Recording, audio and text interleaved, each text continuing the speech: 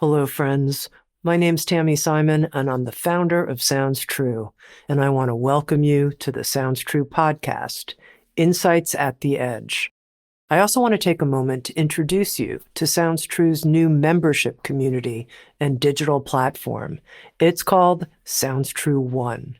Sounds True One features original, premium, transformational docuseries, community events, classes to start your day and relax in the evening, special weekly live shows, including a video version of Insights at the Edge with an after-show community question and answer session with featured guests. I hope you'll come join us, explore, come have fun with us, and connect with others. You can learn more at join.soundstrue.com. I also want to take a moment and introduce you to the Sounds True Foundation, our nonprofit that creates equitable access to transformational tools and teachings. You can learn more at soundstruefoundation.org. And in advance, thank you for your support. In this episode of Insights at the Edge, my guest is Paul Hawken, who at 79 years old, in my estimation, I would call him a force of nature. He's a renowned environmentalist, entrepreneur, author, and leading voice calling for the regeneration of nature and humanity. He's written 10 books, including 5 New York Times bestsellers. You may have heard of these books: Blessed Unrest, Drawdown, and Regeneration. And now he's written a new book. It is awe-inspiring. Parts are jaw-dropping. I'm so happy to have this chance to introduce you to the new book. It's called Carbon, the Book of Life. Paul, welcome. Thank you so much. It's so good to be on a podcast that you listen to. I've been such a deep admirer, and I'll be honest, much of the ideas and things that arose for this book came from listening to people. I read incessantly, no question about it, but the things where just like, eureka moments come from oral presentations, and many from your podcast. So thank you so much. Well, I'm very touched. Thank you, Paul. And I'm really excited to get right to it. My experience of reading Carbon was that it was a love letter from your heart to life itself. Curiously, a love letter through the lens of carbon, an element that I think many of us think of as, quote unquote, a culprit in the current climate emergency. That's how I previously thought of carbon. So tell me, what inspired you to write what I'm calling a love letter through the lens of carbon? Precisely your point. I created Drawdown, created Regeneration, and certainly Drawdown was about solutionism, which is how do you stop putting carbon, CO2 in the atmosphere, and how do you bring it back home? I mean, pretty straightforward. And I think what we've seen and still see is carbon being objectified. It's a thing, it's a molecule, it's an atom, and it's sort of gotten loose and it's causing problems, it's causing the climate crisis. And we have all these words, about carbon neutral and decarbonization and all these phrases. And what they forsake is the fact that carbon is actually a flow. It's a flow. It's a huge, extraordinary complex flow. And it doesn't exist by itself somewhere, except as a molecular compound, of course, in a gas and so on. But it's not like something that's separate. And the climate narrative, I feel, hasn't worked. It doesn't work because we're objectifying life. We think the climate is the crisis. You can't have a crisis. We think the atmosphere is separate. The biosphere and the atmosphere are inseparable. And so that objectification of the living world, of nature, is what got us into this problem in the first place. So that kind of thinking isn't going to get us to a new place. And it's actually not even true. Okay, so hold on a moment. When you say calling the climate crisis a crisis is part of the problem and objectification, I'd like to understand that more, because I certainly think we're experiencing a climate crisis. I mean, that's part of my narrative. Yeah, I know it's everybody's, and the word just comes right out very easily, except the climate can't have a crisis. It can't. The climate's just the climate. I mean, if you exhale, your exhalation is not having a crisis. I mean, the climate crisis simply is reflection of a human crisis in the biosphere. What we're doing, what we have done, what we continue to do.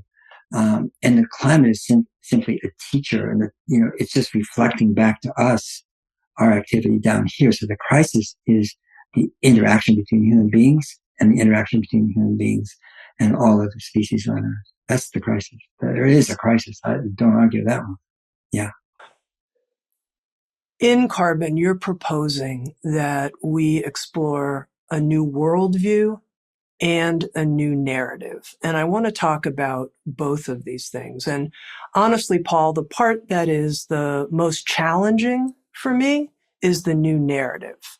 I think when it comes to the worldview, I was able to follow you in various different ways. And I want to share the love letter of this worldview. I mean, it's been what my whole life's about, and I want to share it through your eyes, looking through different, I mean, I'll share, we'll start with the worldview, but we're going to get really into the narrative, which is at one point, and this was many years ago, and it was not recorded. I had the opportunity, only because you said you were a fan of Sounds True in this podcast, am I bothering to tell you this? But I did think of it when I was reading Carbon, which is I had the chance to be alone in a room with Pema Chodron, the beloved meditation teacher. And I said, Pema, what I really want to understand, this was about 20 years ago, I want to understand enlightenment.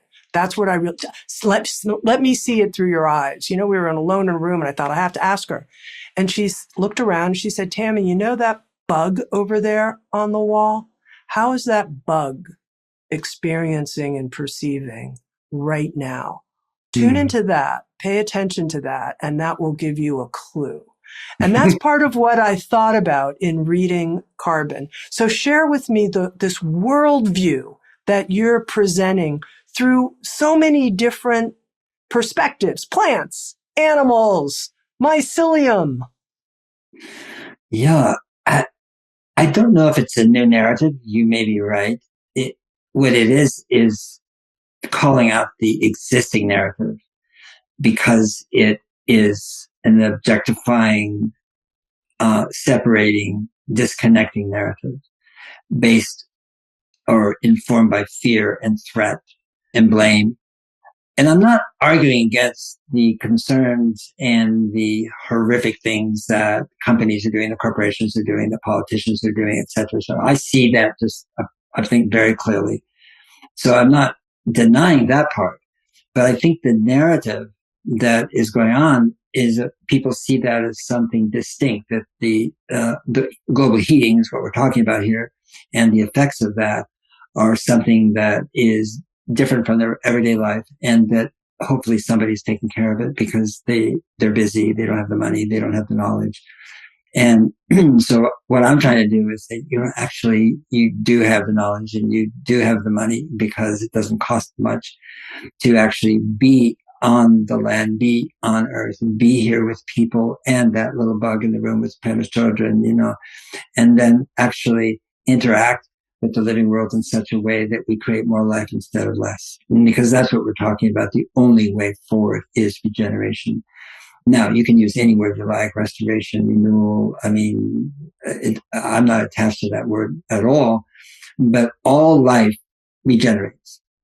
And we have set ourselves apart and think that we can take life in order to generate, not regenerate, but generate all our needs and wants and luxuries and goods and, our lifestyle. And it won't work. And so I just feel like if you look at the headlines, if you open up the Times or CNN or whatever you look at, in terms of news, it's shouting at us that the end of the road is here. We can't go much further in the way we human beings interact with each other and with the living world.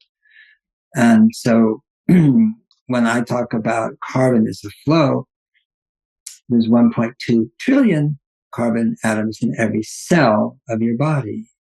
And you have 30 to 34 trillion cells, and you multiply those, and it's a number that's so big that it doesn't mean anything, octillion, but molecules. But so that just said, whoa, wait a minute. I'm in a flow, just like if you were a minnow and somebody said, what's water? I said, well, you're in it. Well, it's the same thing. It's like we're in carbon. We are carbon. It's a flow, and we should see our landscapes and our interaction with the world as part of that flow, because we are part of that flow. But we're the only creature, we're the only species that actually interrupts it, breaks it, and double glazes the planet and dysregulates the atmosphere. We're the only species that does that. And so is there a way we can actually be in alignment with the principles and I would say the laws of life, although you would call it one law? And the answer is absolutely yes, but not if we think of it as other. Because, and I can say this to a woman. Show me a woman who doesn't know what othering means, okay? So show me a civilization that is othering, and I'll show you this is our civilization. And we're othering everything and thinking we can get ahead if we do so. And actually all we do is get behind.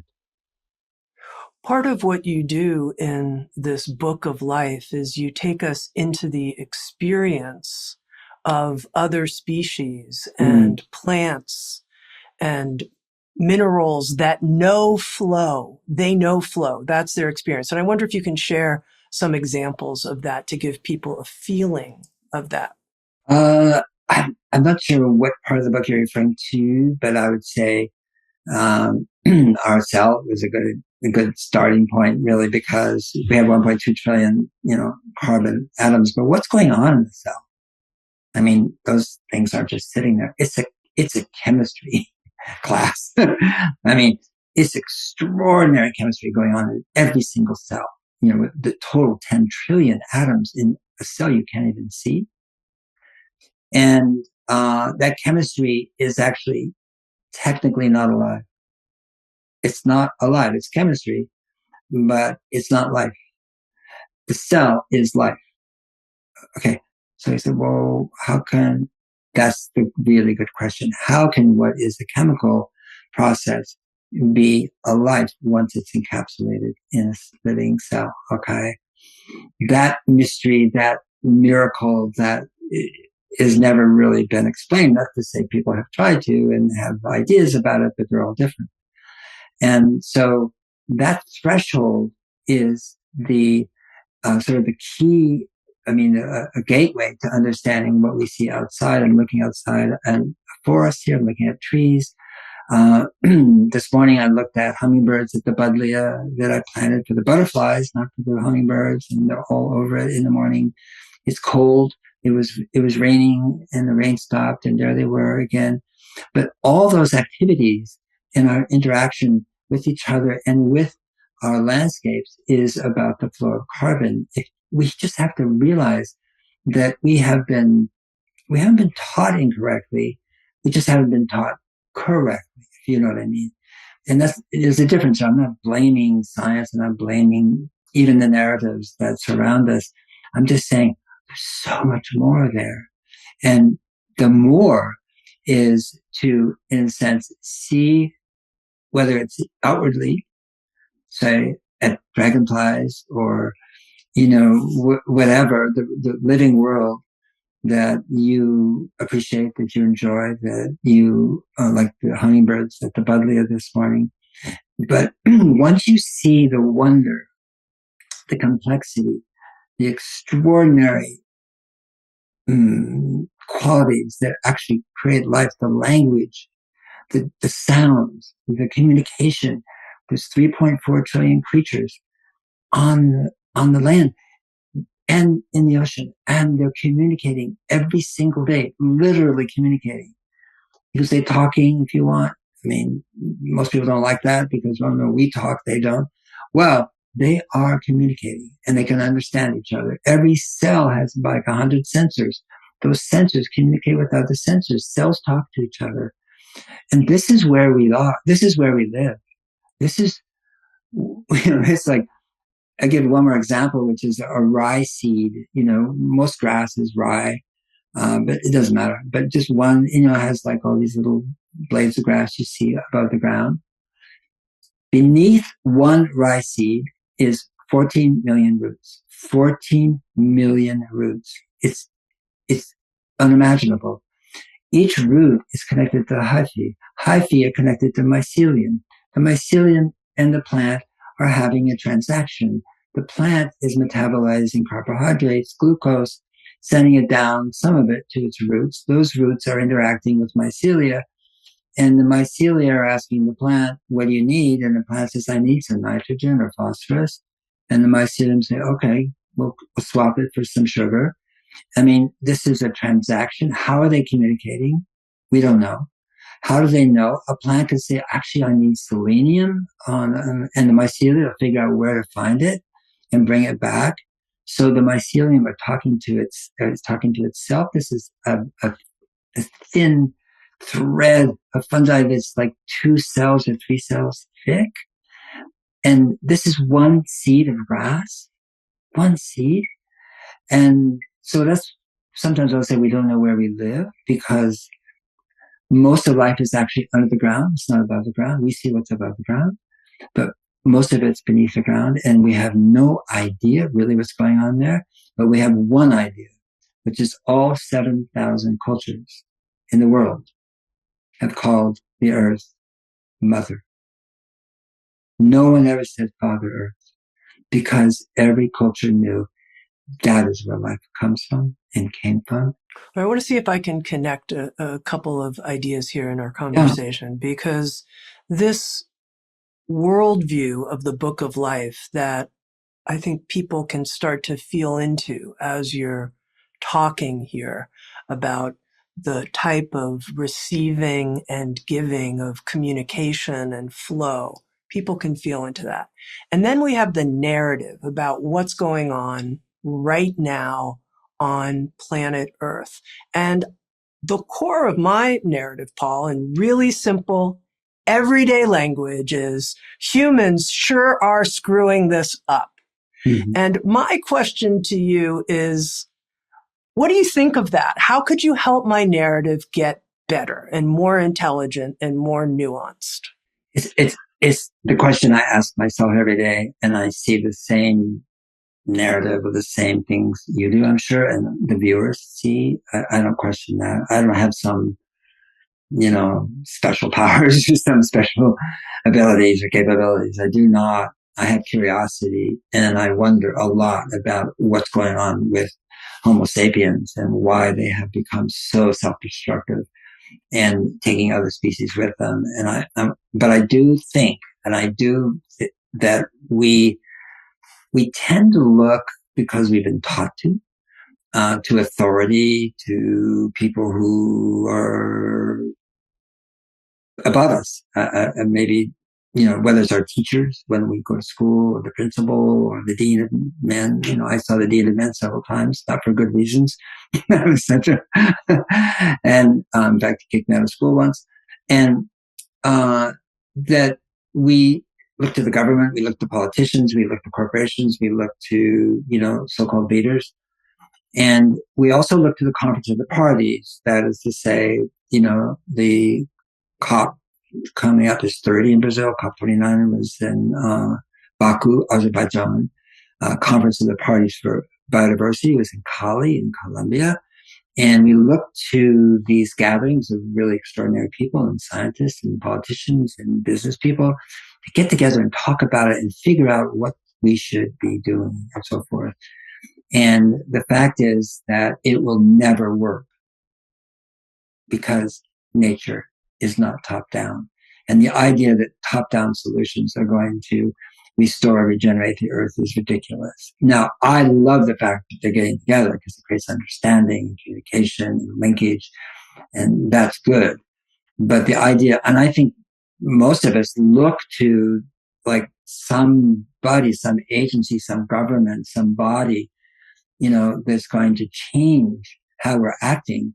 And it's not, I don't think it's going to happen. Now, we are changing how we're acting, but we're changing it on such a small scale, tens of thousands of groups and organizations around the world. And I talked about that in Blessed, but it's even more true now.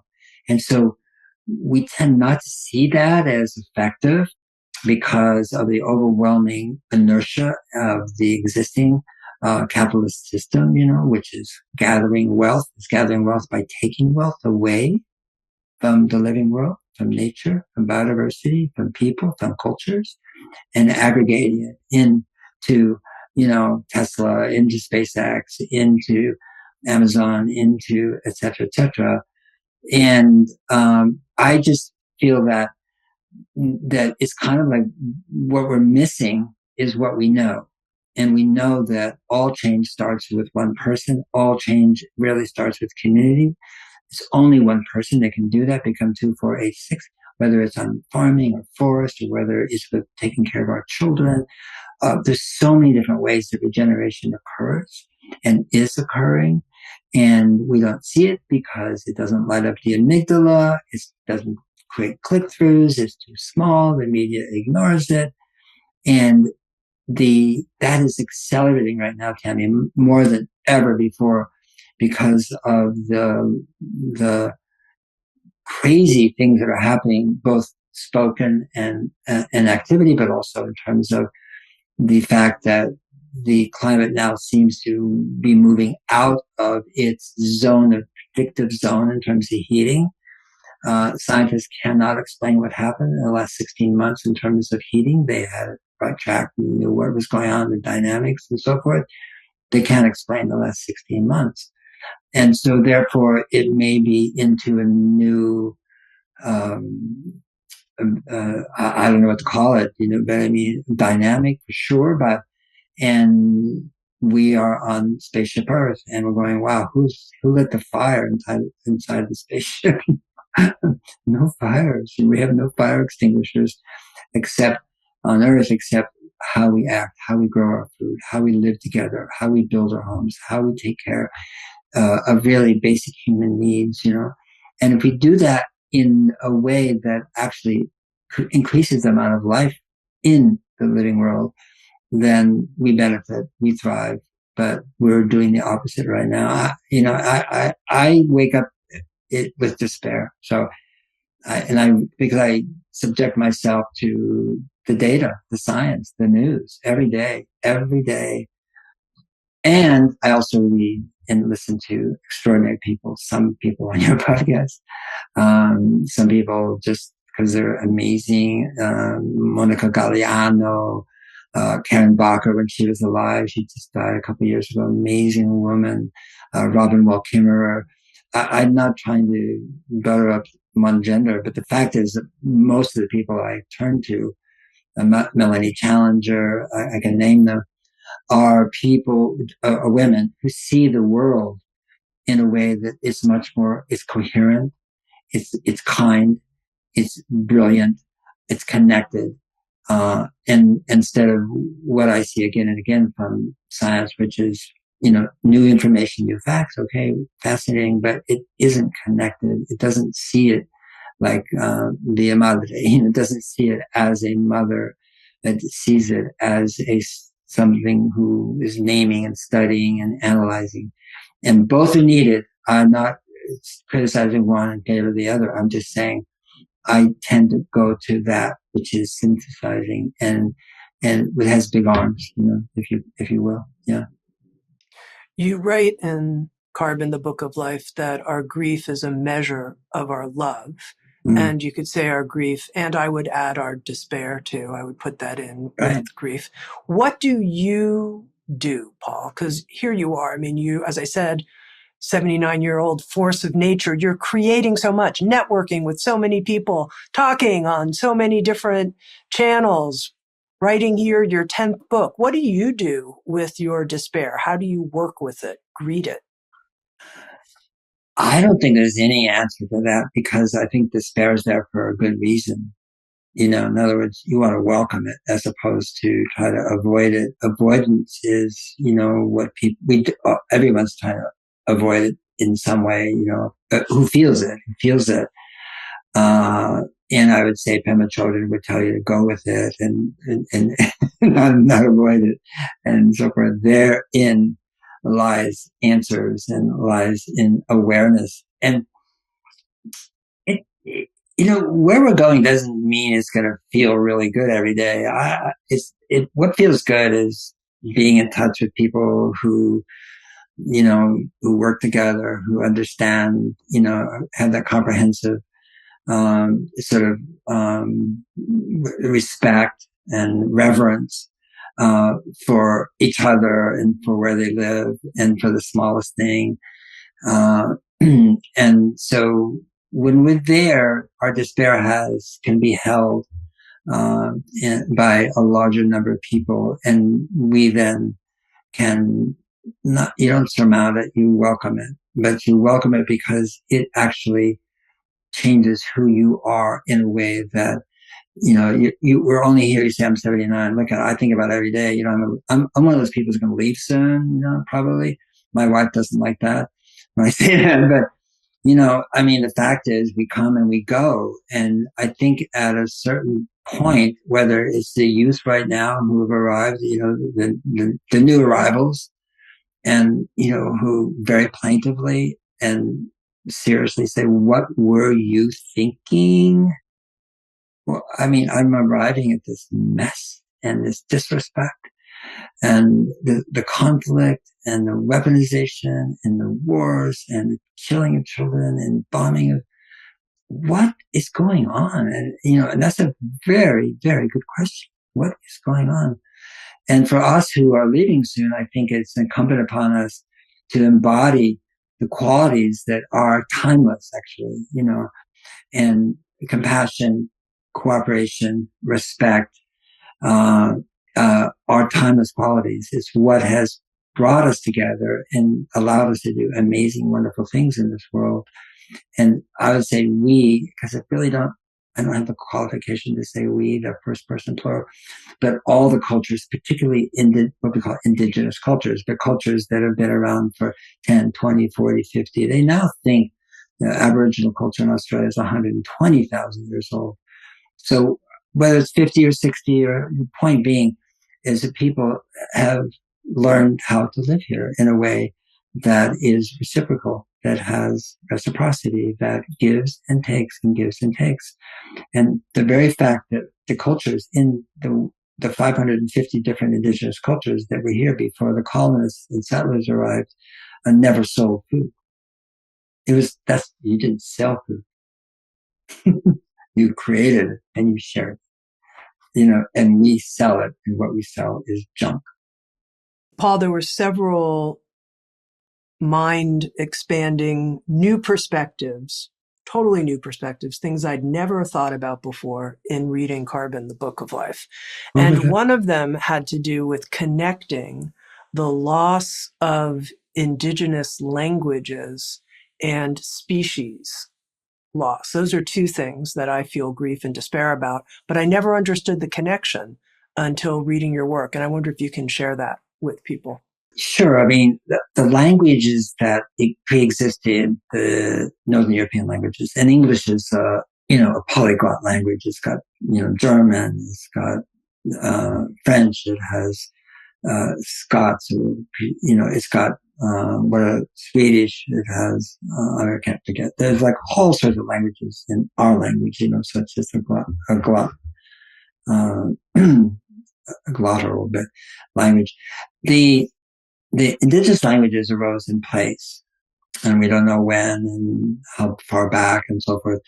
But if you look at the languages, the few that are translated into English, and there's not that many, but they're so brilliant. They do two things. One is they teach you where you're living. So as you're a child and you're growing up, and they do it with metaphor. as well, by the way. And Aristotle is the one who said metaphor is genius. But they use metaphor and analogs, and they teach themselves how to live where they live, how to survive, but more than survive, how to thrive. But the interesting about the languages compared to, say, English, is that it's dominated by verbs, and verbs are about relationships, and our language is dominated by nouns, nounism, which is about naming, and you can't name something unless you make a distinction, separate it. And so we have 1 million names for stuff. We have 350,000 chemical names. And, but most indigenous languages are in the 10, 20, 30,000 range in terms of verbs, in terms of words. So we need both. Again, it's not like one's good and one's bad. That's not true. But when we start to combine the best of, so-called scientific enlightenment, and it came out of Europe, and the languages and the science that came out of that, with the science of place, the science of understanding that arose from people who lived upon the land. And I give an example. The sensitivity and intelligence they had. There was a Navajo Dene people who 2 men could recite the names and practices of 700 different insects to scientists in 1947. And they could name them, exactly what they did and didn't do and all that sort of stuff. Entomologists were gobsmacked. And they have no written text. It's all about memory. How could they do that? And so obviously if people live in and with the land, so forth, the land is the teacher, and it's not forgotten because those are valuable lessons. There's a Micmac in southeastern Canada, a little bit into Maine, and in October, usually when the moon was out, they would listen to the mother trees, the large pine trees, and listen to the wind soughing through the trees. But the trees had a specific sound, not the soughing, the tree itself. And they would name that sound. Okay. Now we can't do that in English. We can't name those sounds. And they would remember it. And then if they saw the tree 10 years later, visited the tree, came up, and they would listen. And because it had a name, they could tell the tree had changed, become unhealthy or whatever, from comparing the names. Well, we can't even understand what that understanding is. We don't have the language for it. But the naming is what Indigenous people had to do. They had to understand where they lived and the interactions and so forth. And that knowledge was passed on and developed and refined, for generations and thousands of years in many cases. Robin Wall Kimmerer talks about it much better than I am. And but it didn't externalize what we do. We didn't, talk about the living. It didn't talk about the living world as a thing, which is why, famously, cultures didn't have the word for nature. They couldn't understand why we did, because they never saw nature themselves, their children, trees, fish, whatever it was, as a different world where you had to divide it and say, well, that's nature, but we are what? They were nature. And again, it sounds sort of like a cliche to say that, for me to say that, but for them, in my understanding and speaking with and visiting and knowing Indigenous people, I have a great woman just down the street from me who always fact checks me, Melissa Nelson, Chippewa woman, and was the head of the Cultural Conservancy. But so what's in the book is, basically I had her be my reader, because I'm not qualified to talk about Indigenous culture. I'm not. I know that. But I still think that for us as colonists, settlers, Westerners, have done so much to destroy the 550 cultures that were here in Turtle Island. it's important to understand, what did we destroy? Now, we haven't destroyed it completely. It's coming back, with extraordinary people and insight and direction. It's just a beautiful thing. And I gave a talk once, and I was talking about this, and a man, a Wampanoag man, came up to me, who's head of a foundation on the East Coast, and he said, he said, the seventh generation, and he said, somebody used that for toilet paper. It's just so disrespectful. I can't believe it. A cleansing product. He said, in the prophecies, the settlers were prophesied. We prophesied the destruction of our cultures. That was prophecy.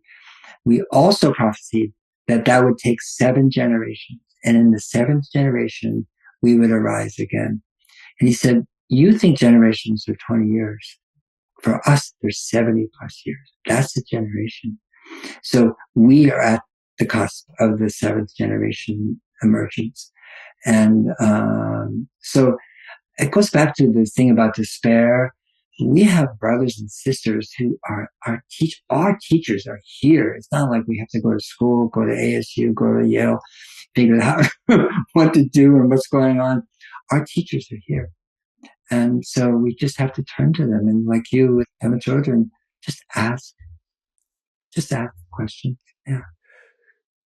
I'm glad you brought up this 7 times 70 years, 7 generations, because I realized when you were talking, we don't know where we live. As I was listening to you, I thought, I'm also very curious about when, in the cycle of time, how do we situate ourselves, and what's your narrative for that, for the when, not just the where? I would just say it's a really great question. I'm not sure I fully understand it. The when being now, this time that we're in. I think I'm really trying to, I notice I feel very disoriented right now. And when you talk about where do we live and how much of life happens below the surface of the earth, right. I can appreciate that. And I get that. And I'm like, I think I have a sense. And, reading the Book of Life, Carbon, the Book of Life, also helped me know where we live in terms of how the plants are experiencing this. And you go through different plant species and how they're receiving communication and giving. When it comes to the when, I'm left with like this big question mark inside me that I'd love to hear from you on. Well, I think many people would say that we live in apocalyptic times, that we are facing an apocalypse. And I would agree with that, by the way. But I would agree with it in the true meaning of the word, because it comes from the Greek. An apocalypse means the revealing of what is hidden. That's where we are now, in terms of when. What's been hidden, obscured, also, killed off, etc. But what's been hidden is now being revealed. And what we're seeing in the new cycle is the end of a cycle, in leadership, in companies, we're just seeing the end of something. And if we look at the science right now, it does tell us that we live in apocalyptic times, but apocalypse means something really quite wonderful, which is it's the culmination, it's the climax.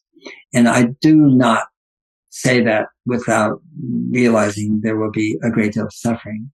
There will be. It's been prophesied as well. And Oren Lyons from the Onondaga Nation prophesied, I write about the book, but said that there was a prophecy of the end times. And the end times would be revealed by 2 things.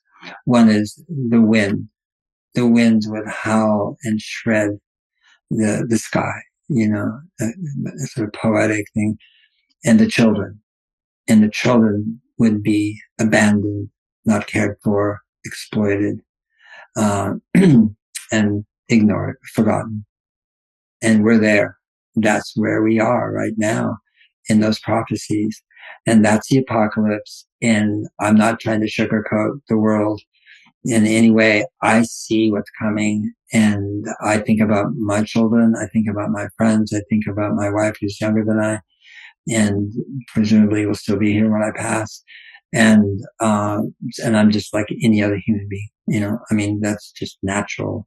But at the same time, I also think and believe and experience that this is the most brilliant time in human history, the most extraordinary, imaginative, creative time in human history. And I'm not talking about AI when I say that, I'm talking about what is emerging.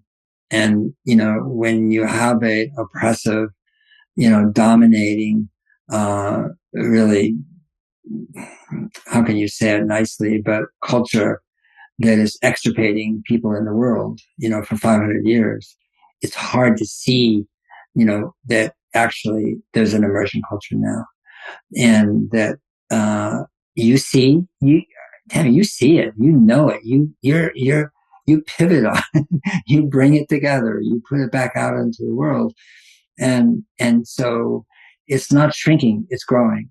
And the understanding, the knowledge, and the science too, is just exploding. Zoe Slanger, another woman who wrote Bite Eaters, it's a really wonderful book. Spent 8 years talking to botanists, and botany is an amazing thing. It's about the plant world. Most species on the world are plants, and and at the end of the book, she talks about botanists who are really at the cutting edge, but they won't really say completely what they believe because they don't want to perish. You have to publish and perish and get peer reviewed. And so, by the old establishment in botany. But when you see it differently, you have to be careful about what you publish and what you say. But what they said to her is that the only way we can explain a plant, whether it's a tree or a vine or a vegetable, is the only way we can explain a plant, given its capabilities in terms of communication, in terms of senses. It has 20 senses. I'm looking at a tree, I have 20 different senses. It can see me when I walk by that tree. We know that. Okay. It's chiaroscuro. It's just a thing passing in front. It's not in color. Doesn't see my color of my shirt. But the only way we can explain a plant is that it's a brain. In other words, the entire plant is a brain. And of course, anybody who is, conventional scientists say, well, that's not possible. There's no neurons, there's no nervous system, blah, blah, blah, blah, blah. This is the brain. So, yep, that's the brain for human beings. But the only way we can explain plants and brain, that is, again, we don't know where we live. I'm looking outside, and we live amongst extraordinary intelligence. And so what was hidden being revealed is that that's our home, and we're home. And not only home, but we're home with extraordinary intelligent beings. And we haven't understood that intelligence. We haven't been able to listen, to hear it. I would say that indigenous cultures that I know of say, no, you didn't hear it, but we've been listening all along, and they're very frank about that. And how did you know about this? The plant told me. And we said, oh, yeah, right. It did.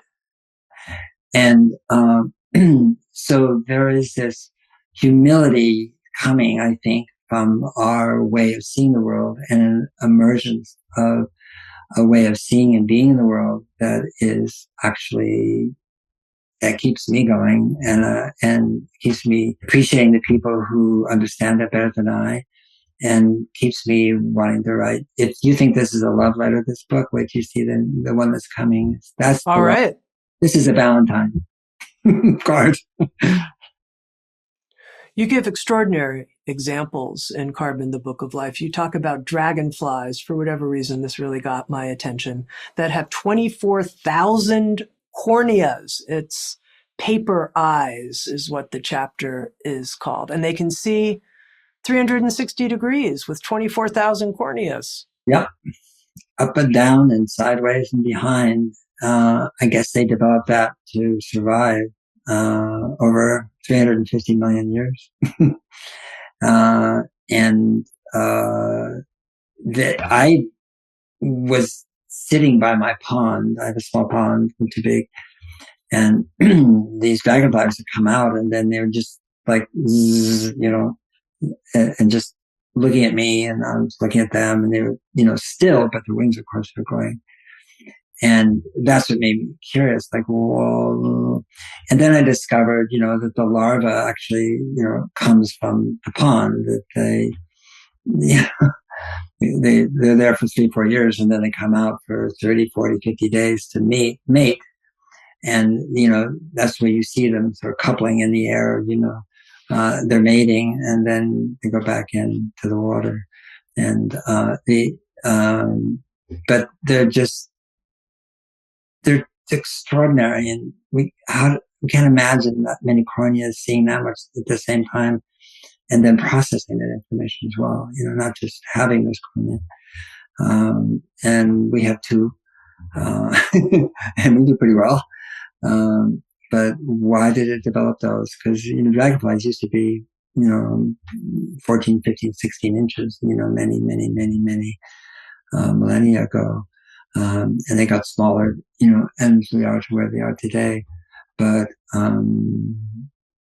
yeah, it's just, for me, it's just like, it's out there for us, wonder and awe. And, for somebody who grew up in the valley, San Joaquin Sacramento Valley, and my grandfather's farm, and when we would drive down 99, the highway, then there was no freeway, and we'd have to stop, and heard about this, the windshield effect, but we'd have to stop with an ice scraper and scrape off the windshield so we could see, because there were so many bugs plastered against the car and the radiator as well as the headlights. And you can drive down there now and go to LA, and you don't have to do that once, not even once. And even when you get there. So it's just a measure of who we are and what we've done. We didn't do it on purpose, but we have done it nevertheless with, agricultural chemicals. And we didn't understand who we were killing and what they did, or what we were killing and what their value was to our trees, to our crops, to our frogs, which are also disappearing. Well, their food is disappearing. And I feel so blessed, because when it rains like it did yesterday, we can hear frogs. And when we first got here, I've been here 15 years, there was no frogs. And I don't know where they came from. I don't know where they go. I don't know where they live, but they sure are loud. Here's the question that comes up for me, Yeah. Paul. In the beginning, you said humans, we're the only ones who are destructive when it comes to this flow of carbon throughout life. It's humans that are the destroyers. And I think I'm trying to understand humans, if you will. I mean, humans think we're, at the top of all the animals. I've heard even spiritual teachers talk about, well, humans have this unique capacity to do X, Y, Z. And I think to myself, yeah, unique capacity to screw things up. That's what we humans have. So I'm curious what you see about do we have some unique capacity that's positive? We clearly have a unique capacity that's creating harm. Well, yeah, I mean, the theory is that we developed fire, and fire changed our food. It changed our metabolism. It changed our brain. And we went in a direction that no other species had gone. We were primates. We learned to walk on 2 feet. When the fire arose, and this is a really good question, how do we discover it? How do we discover how to make it, not just find it or see it? And then how to use it and utilize it. I mean, in Patagonia, the Salcon people, I mean, they carry embers around with them everywhere. And when Darwin came around the Cape, in the SS Beagle, and he saw these, fires, and Magellan did, who was the first person to come around, uh, the southern tip of South America, and now called the Straits of Magellan. And he saw those fires, and that's why it's called Tierra del Fuego. It's the land of fire. But there was actually the Salknon people who used fire. Now, I mean, they were naked, they covered with seal fat, and Darwin thought that they were proof of the evolution because they were in between a human and a primate, which is simply not true. But so how long did people have it? When did they have it? I mean, way back, we think maybe 200,000 years now. But some say 300, but whatever. The fact is that it changed us because we can metabolize food better. We didn't have to hunt as much. These senses that we had developed, from being good hunters and hunter gatherers, in fact, were then expanded into other areas of understanding and perception and intelligence and language and so forth. We really don't know. But we're pretty sure that it was the fire and that changed our brain and changed our ability to, we have two lobes, left and right, of course, and they're very different, but, and so do other animals, by the way. But that the fact that we developed language, and once there was language, then we differentiated ourselves. Now, we have to be careful here because it turns out that animals have language too, and not just grunts and howls, which is like, I mean, mother bats have a distinct lingo that's different than the male bats. And the scientists who study them call it motherese. They don't know what to call it, And they name their offspring and teach them to avoid certain bats, in the cave, the male bats. That's the language. So it's not as though we were alone in that, but there was something about fire that accelerated the development of the human nervous system in ways that brought us today. And so our instincts to cooperate, our instincts to kill are both there. They are. And if you look at civilization, it sort of alternates between both, very cooperative societies and ones that are very warlike and destroy and take, left brain, right brain. Well, this was helpful and interesting from an evolutionary perspective, but I'm still trying to understand how Paul Hawken sees the human and how you see us today and our promise, if you will.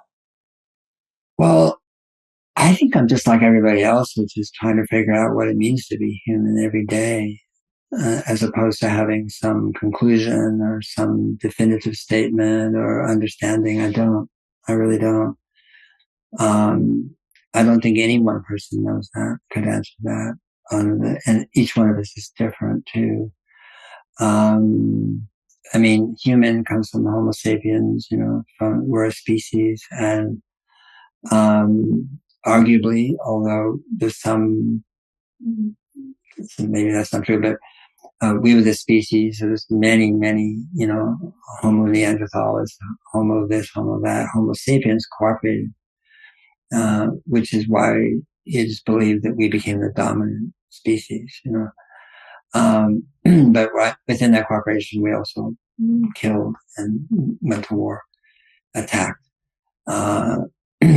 And so to me, it's like, what does it mean to be a human being at this time as well? Like at this time in history, we can only read about, we can hear about, but it's history right now. And that's, I would say right now is kind of the most confusing time for me because, I'm sort of accustomed to being in a culture where truth was valued. And if you didn't tell the truth, then you were called out and blamed or ostracized, or like Joseph McCarthy in the 50s, who lied and then, was basically humiliated and, ostracized. And now we're in a world where it's called the power lie, where the liar knows it's a lie and says it anyway. And that is a way of exerting power. In other words, to demonstrate, we know we're talking about here, Trump, but to demonstrate his power, why he has found and drawn so many people to him who are okay with that and also do their own lives, is a recent phenomenon in my lifetime, which is hard for me to grok, hard for me to understand, hard for me to understand why people who know better, follow, vote for, accept, say, oh yeah, he's a liar, but I think he's doing some interesting things or whatever. This is a democratic process which is being destroyed by the lack of veracity, the lack of truth. And that's another sign of end times, which is if you don't have the truth, you have nothing except power, force, what does it mean to be human right now? It's the question, but I think it's the question everyone who's listening to this is asking themselves. And I don't want to, in a sense, elude myself from your question. No, but I just appreciate, Paul, that I can ask you, where are we? Where are we in time, and who are we? And that I can bring all these questions forward and have an honest dialogue with you about it and learn from you. I'm so appreciative of that. Now, I want to bring out here at the end of our conversation something that you share at the end of Carbon, the Book of Life. You tell a story about how you were near Cape Cod. You were walking on an unused dirt road, and you found a council of 7 animals. Yeah. And I was a little bit like, we're talking about truth here, telling the truth. I don't think you would have told this story unless it was a true story. And I don't think you weren't on any kind of psychedelic drug or anything, were you, when this happened? I'm looking for it. No.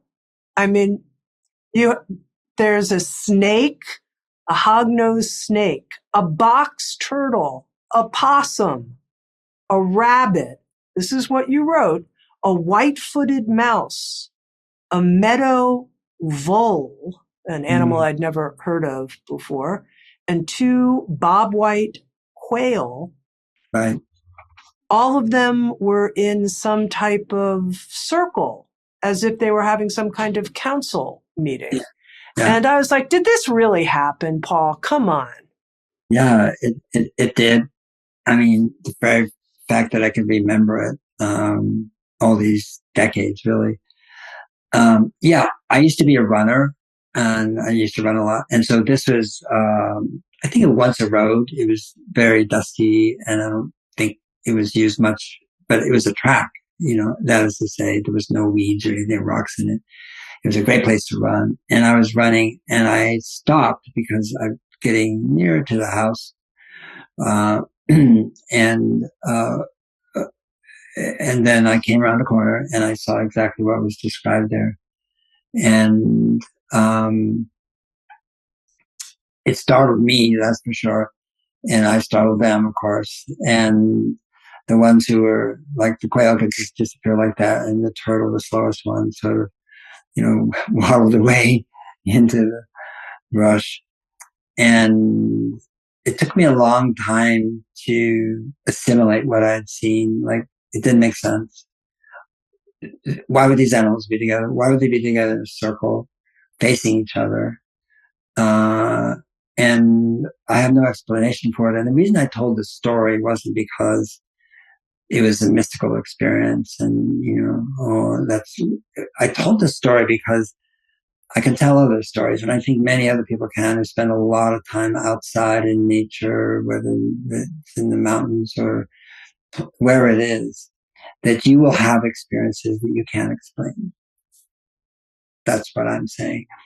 And you won't get them in suburbs. You won't get them inside. You won't get them watching TV. You get them when you're in the wilderness, in places that are relatively untouched or unruined by human beings, and where animals feel safe, basically, uh, and uh, and they're going to be different. And I know many other stories others have told me, but they're not like bragging. They're not like, oh, I should move. No, never. I mean, when you're out, I've had this, when the grizzly comes right at you, but actually it isn't. It's coming past you. It's like, I'm not interested. And your heart is, in your ankle.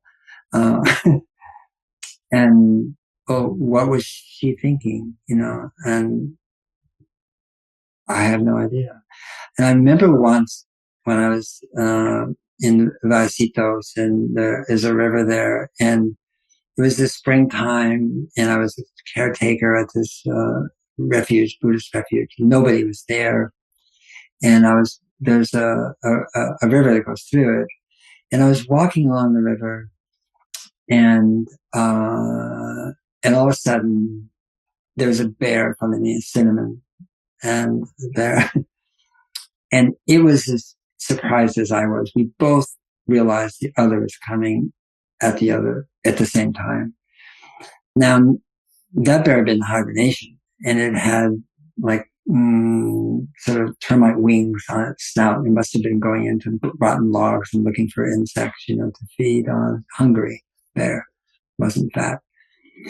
And we both got embarrassed. I can't say for sure the bear was embarrassed, but and you don't look at a bear. You do not look at the bear. So you look this way, but I can see you right now looking this way, right? So I could tell that it was embarrassed. I was embarrassed. I was also frightened. And then we decided to keep going, and we sort of made a wide circle, and it was going towards me, I was going towards it, and so we both kept going. And those kind of experiences, what I'm saying is, if you don't put yourself out there, you probably won't have them. But those who do have so many. Some of the authors and people I know, who really are outdoors people, and really spend a lot of time in the wilderness, just it's an amazing world out there, and we wouldn't know it, watching David Attenborough on TV. Yeah, you share the story in the spirit of, if you turn to the living world, it will turn to you. That's a quote from the book. Now, Yeah. to end, I'd love to know, you said the new book you're working on now, the next book is even more of a love letter. I'm like, what could that be? What could be even more of a love letter? Just give us a couple little breadcrumbs, if you will. Well, I won't give the title, because Fair enough. Don't. I don't, because the people I tell it to love the title. They just, oh my God. And you're very good at titles. You have a special good instinct for that, Paul. Thank you. This one actually came from a woman, a scientist, who passed, and then I asked her family if I could use the title. She never used it as a title. It was just a phrase in the book. So I'm not saying, and it's a phrase that caught my eye, and I said, can I use this phrase? I didn't have to ask. Titles aren't copyrighted, but I had to, and otherwise I wouldn't feel comfortable using it. But I'd say, I'll tell you a story about a conductor. His name is Ben Zander, Boston Symphony. Did a great TED Talk many years ago. And I was watching him, and he was conducting, and I asked him later what he was doing up there. Now, of course, conducting, right? But I said, what are you really doing up there? And he said, I'm listening to all the voices. And he used the word voices. He didn't use the word instruments. Voices, as if each violin, oboe, etc., was a voice. And he paused, and he said, leadership is listening to all the voices.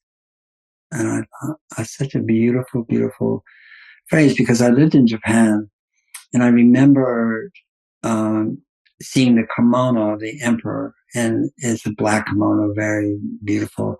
And it's got this 16 petal chrysanthemum called a kiku on white. It's quite striking. And it looks like a design. You wouldn't notice it was a chrysanthemum. And in Japanese, kiku means to listen. And it means chrysanthemum. So that's the symbol of the emperor on his kimono. And I talked to Shinto priests and others there about that. They said, yeah, the first thing the emperor must do is to listen to all the people. And I thought, so when Ben told me that, I thought, who aren't we listening to? Who aren't we listening to? And I would say we're not listening to the 3.4 trillion creatures. And they're talking and they're communicating. And even fish are talking. They make sound, each one, even the soil is talking, And so I want to do a book about all the voices. Yeah. That's beautiful. And one of the most beautiful sections of Carbon, the Book of Life, is when you talk about nature's acoustics and talk about what it's like when they're putting microphone sensors down into the soil and what we hear. I love that. I love that part. And the fact that you're going to expand on that moving forward, or at least that's the breadcrumb you're giving us here. Paul, I've so enjoyed talking with you, author of the new book, Carbon, the Book of Life, a book that filled me as a reader, and I think will fill readers with a tremendous sense of awe, reverence, wonder, the deepest type of flowing appreciation of where we are. Paul, thank you.